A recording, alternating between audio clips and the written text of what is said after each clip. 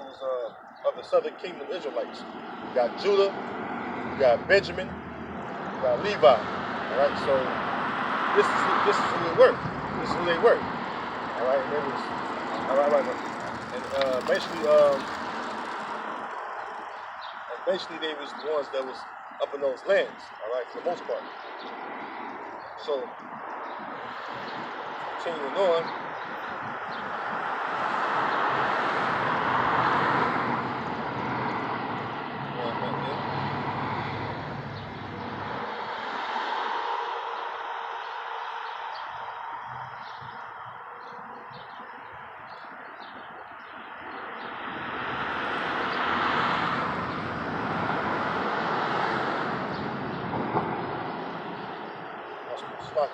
Lost my mark.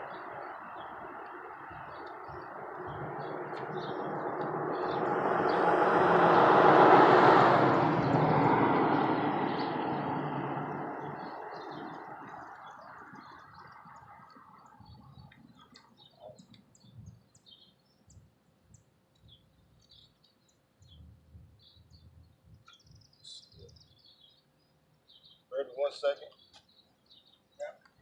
Lost the page where I was at. I'm almost there. We go. All right, so back into Nature Knows No Color line, right? Continue on reading. It says,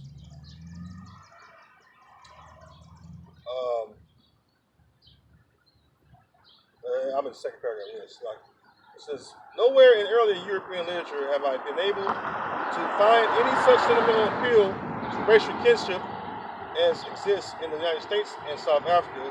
Even when the Negroes came into Europe as conquerors, this appeal is a pure invention of the colonial whites to bind themselves together to further the exploitation of darker peoples. Today, even in England, the European country where color prejudice is strongest, the black man who would be Jim Crow in the United States refused service in Brazil or dare not step on a sidewalk in South Africa may enter the best hotel or restaurant and receive the finest courtesy. An average Englishman at home has, in fact, much less preference towards unmixed blacks than some mulattoes in the West Indies and South America. But this freedom from prejudice for a black skin in the earlier centuries in Europe was not due to any particular benevolence towards minorities and weaker groups.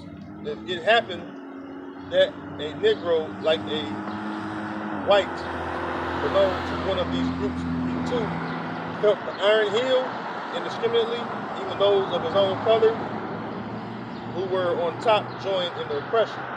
White oppressed other whites in Europe as cruelly as they later treated Indians and Negroes in the New World. Nor was the absence of color prejudice in Europe due to the reason generally given, fewness of Negroes. So yeah, Esau knows, like he says, Europeans press other whites, right? You gotta remember, when they would conquer lands and then try to cut off the men, and they would have sex with women, right? And Jake already had white women, so-called white women. He was popular, man, having kids with them and all that, right? So imagine the collection of some of them, right? And so when Esau was loose from his prison, right, and he was able to come out of the caves of the Caucasus Mountain, and then you started to take down Jake, right? And you started trying to change the demographic or the complexion of the people, right? And it was certain of them that may have looked just about the same complexion of the so-called Caucasian person, so-called white person, right? The Edomite, their true identity, right? Jake that resembled one of them, Esau would still oppress them because they would know. Because Esau knows who Jake is, man. Esau knows who all of us is even by tribe. Esau knows who all of us is. And so what Esau would do is would persecute Jake, and if it was some of his own people in there, he didn't care. He still would persecute him, though they would have better decencies than we did, because you had to where, even with slavery over here in America, if your dad was a Edomite, a slave owner, all right, you would be able to go out free at a certain age. I think it was roughly 20 years old when he was like, you go free. But even if it was on sea, he would make him till the land and be a slave, and all that shit until a certain age. I think he was roughly 20 years old. All right, so that's how much hatred Esau got for Jake, because you gotta remember, they would still take on Jake features. They did that during the time of the Herodians, man. When the Herodians married into Jake, basically by taking Israelite women. All right. So yeah, they did that. They did that during that time as well.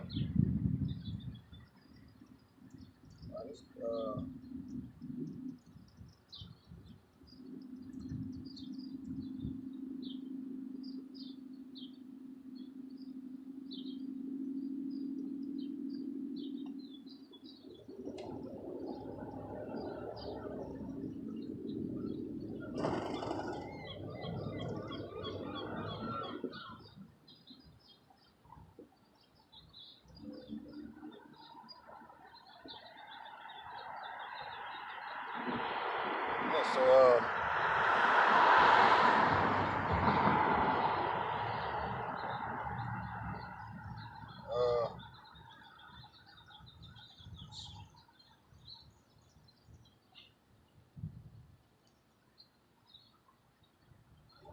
pull it up real quick.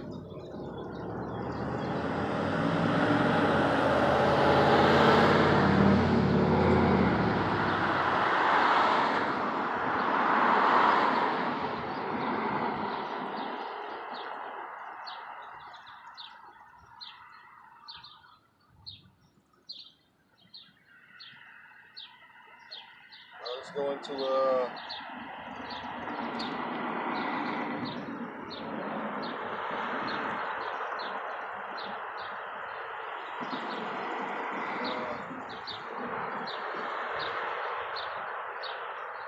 give me 1 second, Slocky.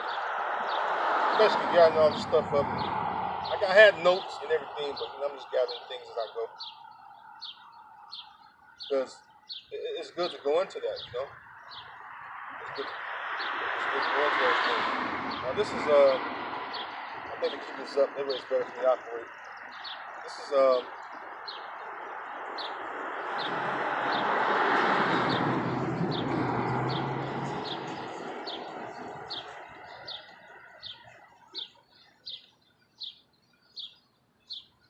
right, let's go into it.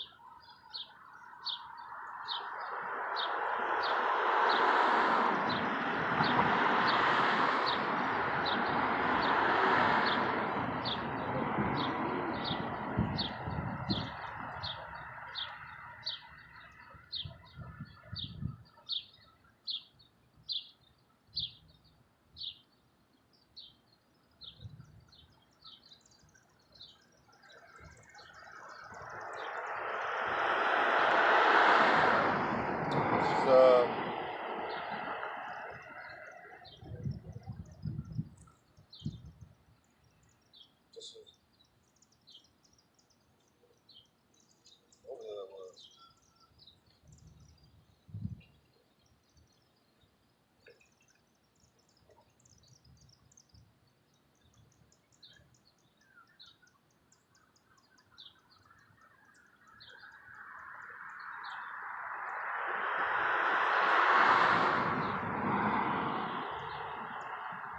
So yeah, this is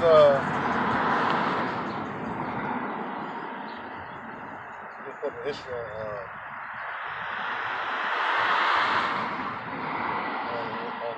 Herodians marrying Israelite women.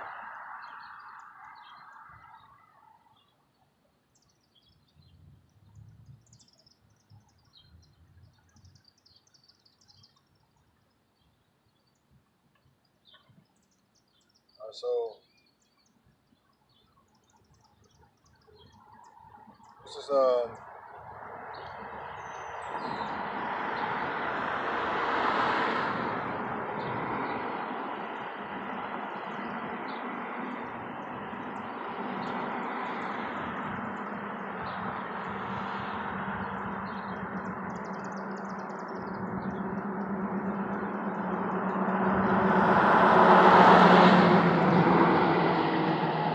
this is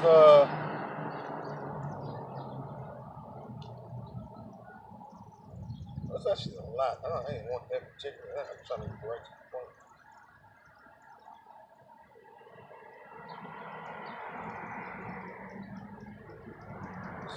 Mariami and so this one the Hasmonean. It's the Hasmoneans too. It involves the Hasmoneans, rather.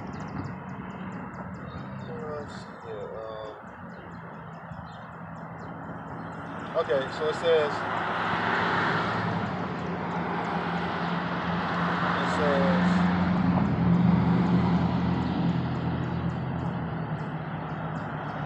so some of the more impressive Herodian women have a separate entry in the encyclopedia, and their names appear in capital letters. The women marked in boldface and will be discussed alphabetically below. It says matriarch. Okay, that's gonna Miriam. So Miriam, the daughter of Simon the high priest. So Miriam, the daughter of Simon the high priest.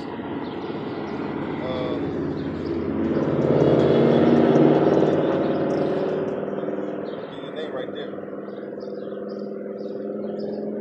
It says Malthus and Samaritan. They're French of Jerusalem. Ephesus, Palace, Petra. So he had many sons and daughters-in-law. His son by Miriam, the Hasmonean. Alexander married the foreign princess, Glaphyra of Achilles, king of Cappadocia. The other son of Aristobulus married his cousin Berenice.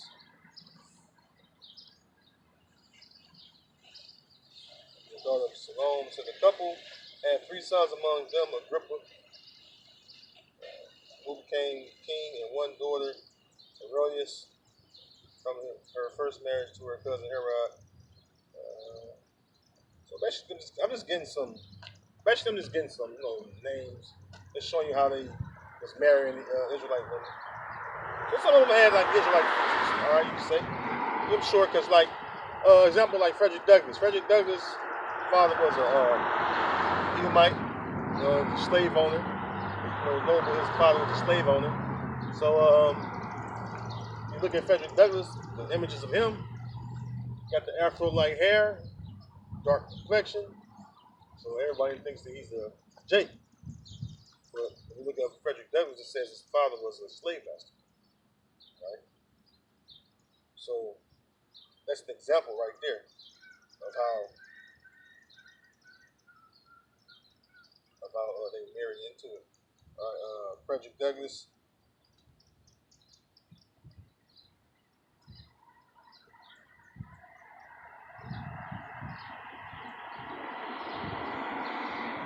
Frederick Douglass. It's all some of the things I'm looking up, so it's locked up taking a minute. It's kind of like I'm going to history. It's just proving the point, you know?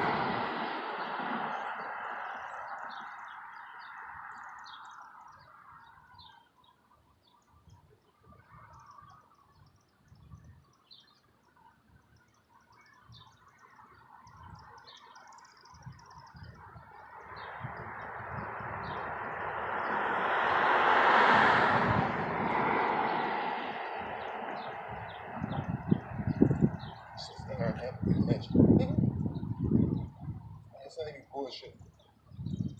Yeah, so basically,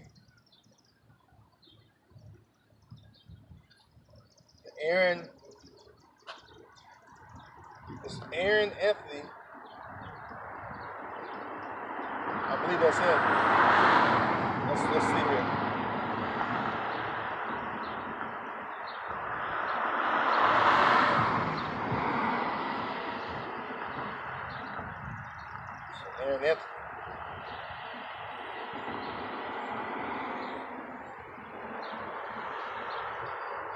says the identity of Douglas' father is obscure.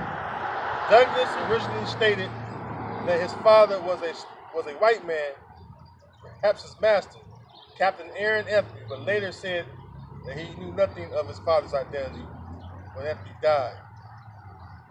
So Douglas was given to Mrs. Lucretia Auld, wife of Captain Thomas Auld. So they knew what time it was. Just they was in denial because what Esau was do is he would rape a lot of Israelite women, you know? And that's what goes on. A lot of so-called black women were raped during slavery, and so therefore you had seed that was from Esau that's among Jacob, even unto this very day.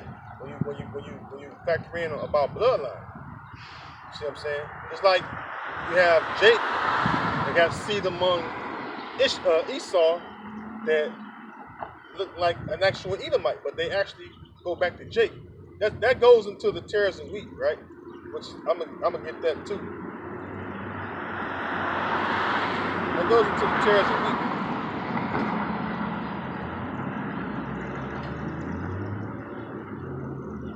All right. That goes into the tares and wheat because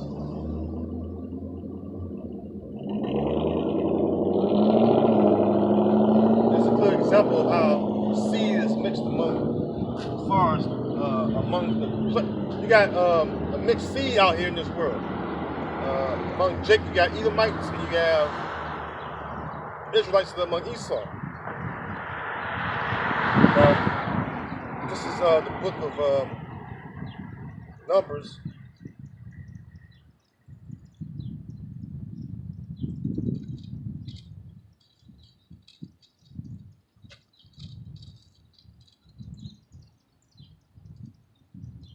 Numbers 1 and 18, it says, and they assembled all the congregation together on the first day of the second month, and they declared their pedigrees after their families, by the house of their fathers, according to the number of the names from 20 years old and upward by their codes.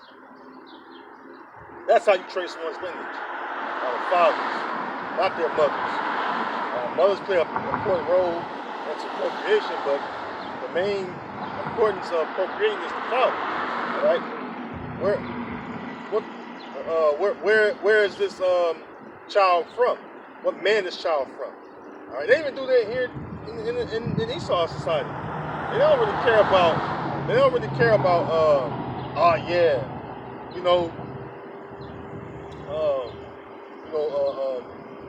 See the baby got a so-called white mother or whatever, so-called black mother, whatever. They want to know who this child's father is. All right, because that's the most important. They want to know what seed, or where did the seed come from, rather. All right.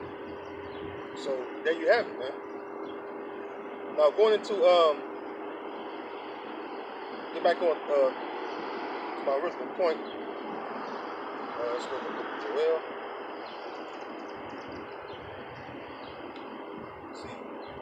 When you start looking up history, you'll see that Jake had many strongholds, and they was pretty much everywhere. You'll start to see, though, basically that Jake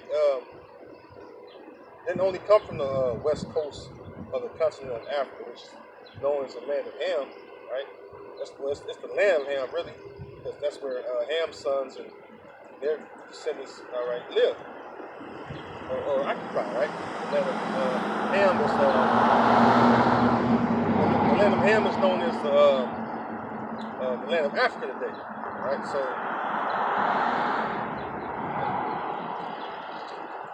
let's go to it.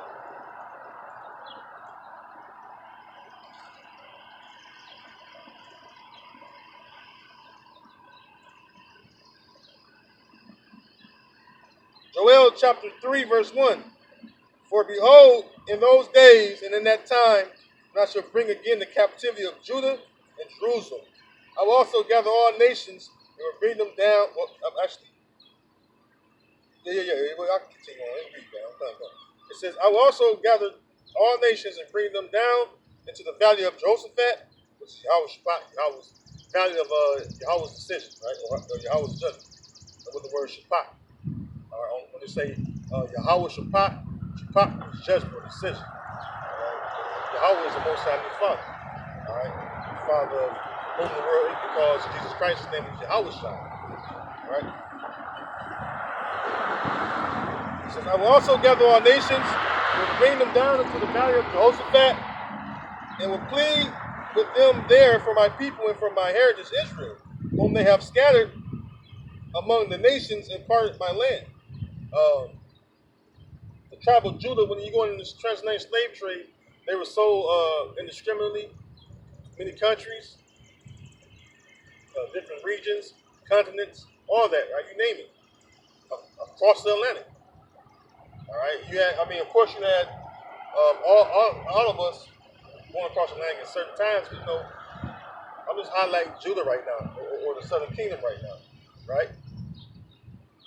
That's why when you go into the fact about proving who the real Jews are, you can't get around this. This is undeniable. You can deny it, but it still doesn't. You're like a fool to deny this. Even those rabbis know. They know who the real Jews are. All right, they know who the real Jews are, and they know that the people who I'm talking about right now, the so-called Negroes, the so-called African Americans, they're the real Jews. All right, Jeremiah 14:2. Judah mourneth in the gates thereof language. They are black unto the ground, and the cry has gone up, and the cry of Jerusalem is going up. That's Jeremiah the 14th chapter, the second verse. It says they are black unto the ground. Right? Again, the word black, dark, right? Dark unto the ground. Meaning what? The ground is brown. Not the grass, but the actual ground, the actual soil. All right? Dirt, whatever, dust, whatever. It's all brown. Right?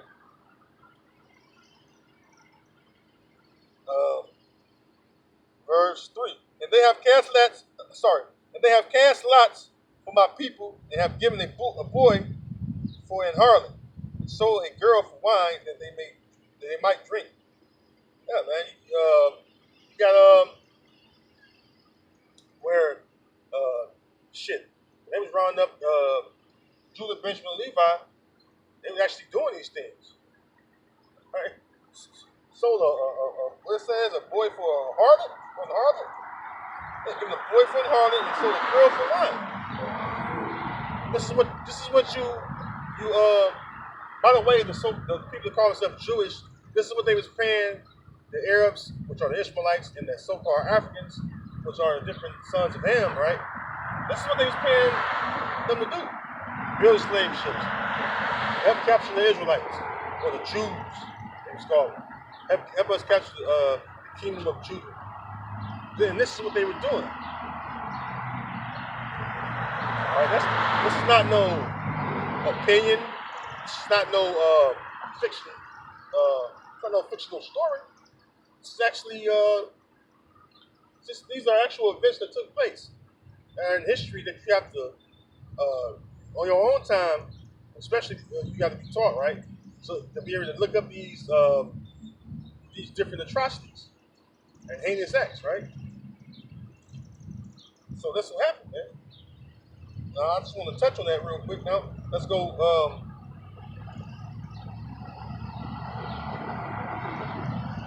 Let's go.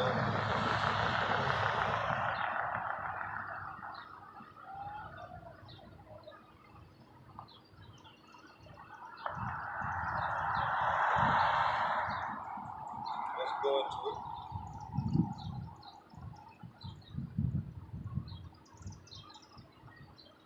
Verse 4, it says, Yea, and what have ye to do with me, O Tyre and Zidon, and all the coast of Palestine? Will you render me a recompense? And if you recompense me swiftly and speedily, will I return your recompense upon your own head? It's going to you heathen, man, that actually took part. You have the sons of Ham, you have the sons of Ishmael, that took place to help round up the Southern Kingdom. Okay, so both sides want to recompense you for that. All right. It says, "Yea, and what have you to do with me, or Tyre and Zidon, and all the coasts of Palestine? Will ye render me a recompense? And if ye recompense me swiftly and speedily, I return your recompense upon your own head, because ye have taken my silver and my gold, and carried into your temples my goodly pleasant things. The children also of Judah and the children of Jerusalem have ye sold unto the Grecians, that ye might remove them far from their border." Because during the time of, I even got that book, right? Babylon 10:2, right? Even during the time of the slavery, the transatlantic slave trade, I mean, um, you had it where the tents of Judah was on the west coast of Africa. Still, they wasn't far from their borders. All right, they can actually travel by land back to the land of Israel. But by you taking them on those slave vessels, all right, by you taking them on those slave ships and bringing them across the waters, now you remove them far from their borders, because now they're on a whole another hemisphere, a whole other continent where it's not even connected. They can even easily get to, because even going through that part or those different parts of the west coast of Africa where you got them from, northwest, west coast of Africa, those waters right there, the currents are real strong. So it's not easy for you to travel the water passages going along that way from the Horn of Africa on up into the Atlantic, right? See? So now you're moving far from their borders where they can't hardly even get to. You brought them to the Americas. You took them from Europe, brought them to the Americas, and back and forth to different countries. India, China, all kinds of places you took them to, man. Philippines, you name it, man. All right, so you separated them, man. I read earlier I went to, what was it, Leviticus 25th chapter, where how you're supposed to turn a slave or a servant to his family and to his possessions. All right, you men and women of Judah, and even the rest of us. I'm just highlighting, Southern people, men and women of Judah, Benjamin, Levi, right? You were never giving back your possessions, neither were you giving back your families. And they don't even know who your family is no more. Because so many generations you've been separated from your bloodline. You always see where you have it where you'll see someone who's like, man, they look like such and such and so and so. Well, probably because they're related. But because Esau, being the devil he is, he done got it to where you don't even know how to track your own people. That was something big among Israel, man. Claiming the house of your fathers. Right?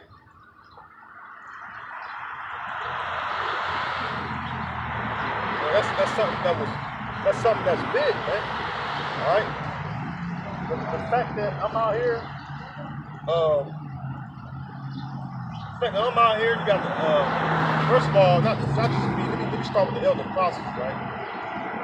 Now on down to young brothers like myself. The fact that I'm out here, or we're out here, in general, is proof that the Most High Heavenly Father was waking us up into our nationality. Because if it's up to Esau, he'll keep you in this so-called African American, so-called black state of mind, which that's a spiritual and mental dead state of mind.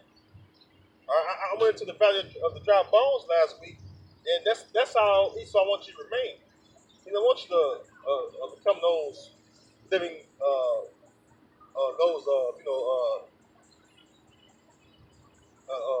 well, he doesn't want you to awake. I'm sorry, I got a little tongue tied. Yeah, he wants you to remain the dry bones. He don't want those bones to be clothed. All right. He don't want those bones to be clothed and be lively, because that's when you're awake. When the bones are clothed and fully living vessel. And what? Jacob is fully awake and aware of who he is, what he is, and what it really means. Then you got a whole different whole state of mind of Israelites. Like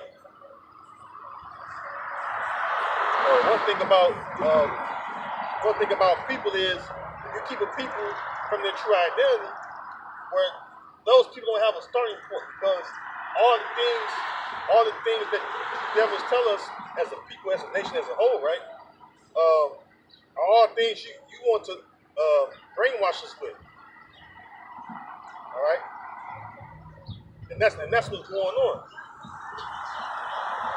all right. You want us to be brainwashed as a people and dumbed down to believe in all these different titles, man. Okay.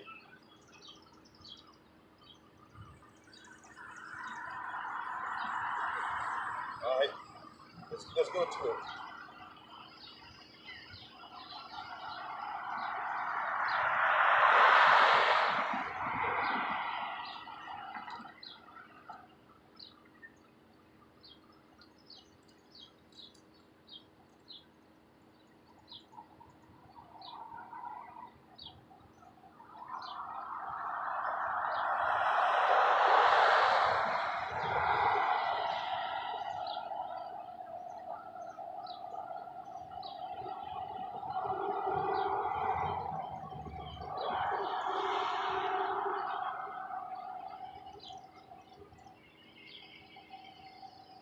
Uh, I don't think it's going.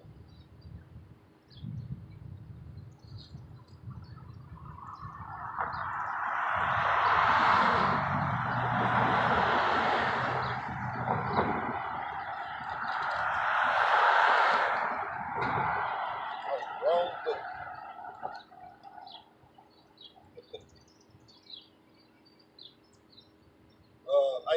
Isaiah 25 and 7, and it reads, "And he will destroy in this mountain the face of the covering cast over all people, and the veil that is spread over all nations." Yeah, the covering cast is over the veil. The veil is a covering or face or veil, right? Like say you go to a so-called Catholic church, right? A veil is a curtain. It's a curtain that's a veil is a curtain that hides someone or something. All right, so you can't see. So when you go into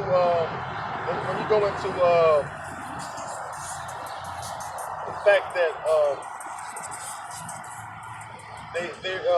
they are well, you can't hide no more, but they've hidden your true nationality. All right, because that was what was hidden. True nationality,